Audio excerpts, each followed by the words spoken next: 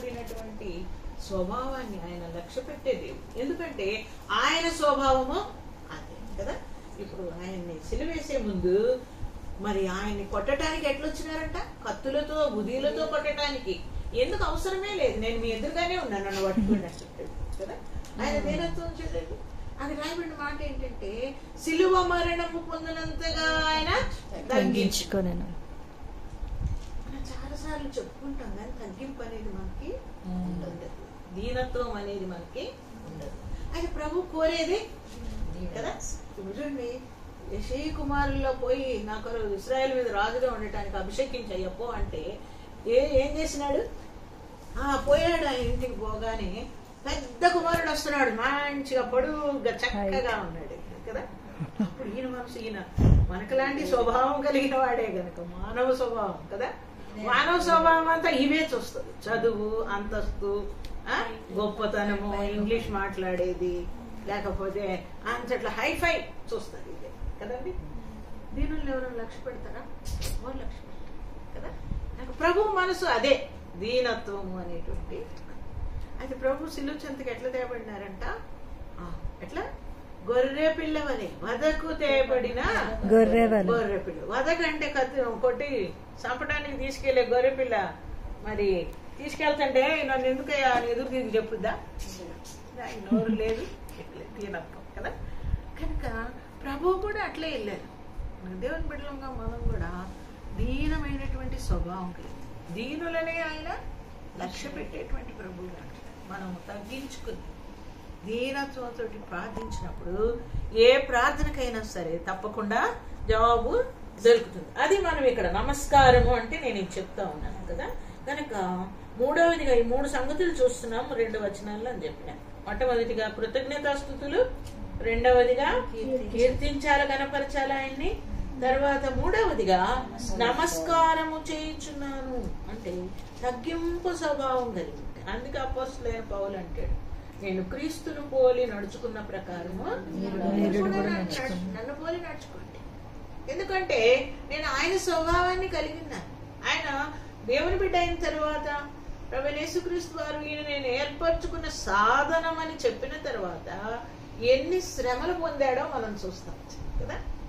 అడుగులో కూడా దేవుని బిడ్డలు అన్నప్పుడు ఆయన స్వభావంలోకి మార్చబడాలి, ఆయన పోలి నడుచుకోవాలి అంటే మనకి దీనత్వం అవసరము. తర్వాత రెండవదిగా ఏం అవసరం అంట? మనం చూసిన దాంట్లో ఏమవసరం? శ్రమలు, తగ్గింపు, దీనత్వము, తగ్గింపు, ఇదంతా అవసరము. తర్వాత రెండవదిగా ఏంటంటే శ్రమలు అవసరం. మన నిర్గమకాండం 1వ అధ్యాయంలో చూస్తున్నాం, ఇశ్రాయేలు ప్రజల్ని శ్రమ పెట్టిన కొలది వారు ఏం చేస్తున్నారంట? విస్తరిస్తూ వచ్చింది వారి సంఖ్య. వారి సంఖ్య ఏం చేస్తా ఉంది? ఈ శ్రమ అనేది విస్తరణకు, లేకపోతే అభివృద్ధికి, లేకపోతే ఉన్నతమైన స్థితికి మనల్ని. ఎవరు కూడా కొద్ది స్థితిలో నుంచి గొప్పవాళ్ళుగా చేయబడిన వారు ఎవరు కూడా లేరు కదా. అబ్బో ఒకప్పుడు ఎట్లున్నారు, అప్పుడు చిన్న గుడిసెలో ఉన్నారు, ఆ పాకలో ఉన్నారు అనుకుంటాం కొంతమందిని చూస్తే. ఇప్పుడు వెళ్ళి వాళ్ళ ఇంట్లో పోయి చూస్తే ఏముంది? పెద్ద మేడం ఇద్దే బంగ్లాలో వాళ్ళు. ఎవరి గొప్పతనం ఇది కా, ఎవరిది కూడా. ప్రభు ఎవరిని హెచ్చించాలంటే వాళ్ళనే హెచ్చిస్తారు, ఎవరి ఏడలో దయ చూపాలంటే వారి ఏడలనే దయ చూపించేవారుగా. కనుక ఈ 3 సంగతులు మనం ఇక్కడ చూస్తా వచ్చినాం.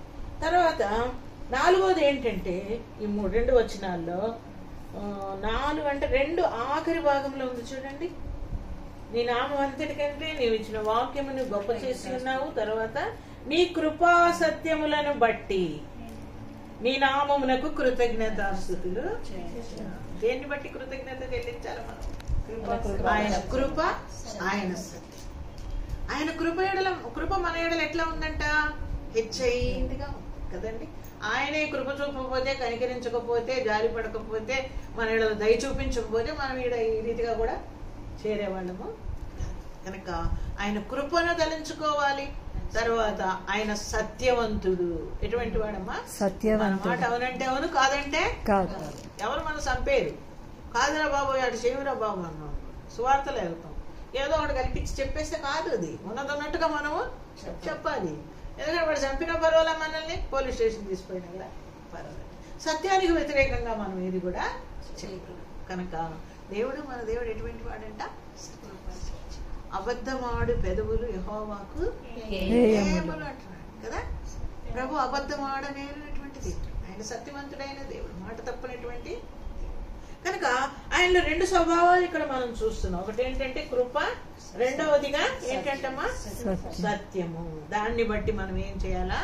కృతజ్ఞతాస్తుతులు చేయాలి. మొట్టమొదటిగా పూర్ణ హృదయముతో స్తుతించాలి, కృతజ్ఞతాస్తుతులు చెల్లించాలి. రెండవదిగా ఆయన్ని కీర్తించి గణపరిచే వారంగా ఉండాలి. తర్వాత ఏంటంటే నమస్కారము చేసేవారుగా. ఎట్లా నమస్కారం చేయాలి? తగ్గింపు స్వభావం కదా.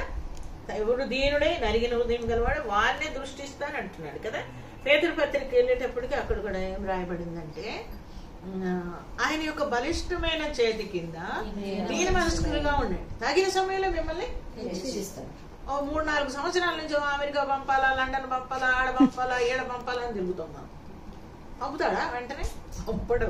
ఎన్నో పరిస్థితుల్లో తీసుకుపోయి మనల్ని కదా, ఎన్నో నలగొట్టి చేసి ఇప్పుడు ప్రభు కార్యం చేశాడు.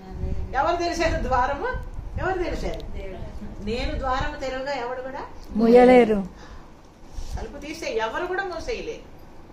ఏ విషయమైనా సరే, పెళ్లి విషయమైనా సరే, ఉద్యోగ విషయమైనా సరే, చదువు విషయమైనా సరే, ఏ విషయం అమెరికా చూద్దామని పోతాం అనుకుంటూ కూడా దేవుడు ద్వారం తెరవకుండా మనకు కదా.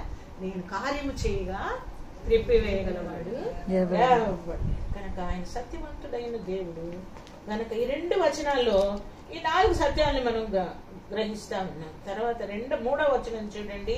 మూడో వచనం వచ్చేసేటప్పటికి అక్కడ మళ్ళా ఒకటో స్టార్ట్ అవుతుంది. ఏంటంటే నేను మొరపెట్టు దినమున నీవు నాకు ఉత్తరం ఇస్తుంది. ఎప్పుడు ఉత్తరం ఇస్తాడు మన ప్రార్థనలకి? ఎప్పుడైతే కృతజ్ఞతాస్తుతులు చెల్లిస్తామో, ఎప్పుడైతే ప్రభువును గణపరుస్తామో, ఎప్పుడైతే స్తుతిస్తామో, ప్రభు ఈ కార్యాన్ని నువ్వు చేసినావు, నీకు వందనాలు. స్తుతిలోని శక్తి అని ఒక సహోదరి మంచి పుస్తకం రాసింది. ప్రతి విషయంలో కూడా స్తుతి, ప్రతి విషయంలో కూడా స్తుతి. వాళ్ళ కూతురుకు ఎవరికో దెయ్యం పట్టిందంట. ఆ దెయ్యం గురించి మరి దెయ్యం గురించి ఎవరు స్తుతిస్తారా? ప్రభువా మమ్మల్ని ఈ పరిస్థితిలో తీసుకుపోయి ఈ పాప ద్వారా మాకు నేర్పిస్తున్న పాఠాలను బట్టి నీకు వందనాలు, స్తుతులు చెల్లిస్తున్నా ప్రభా. నీ చిత్తానుసారంగా ఆమెలోంచి తొలగించినావని నేను స్తుతిస్తున్నాను. స్తుతే. కొన్ని దినాలకి ఆ దెయ్యం అంతు లేకుండా పని. స్తుతిలో ఉన్నటువంటి శక్తి. మనం ఏదైనా కార్యాలు జరగాలంటే, ఏదన్నా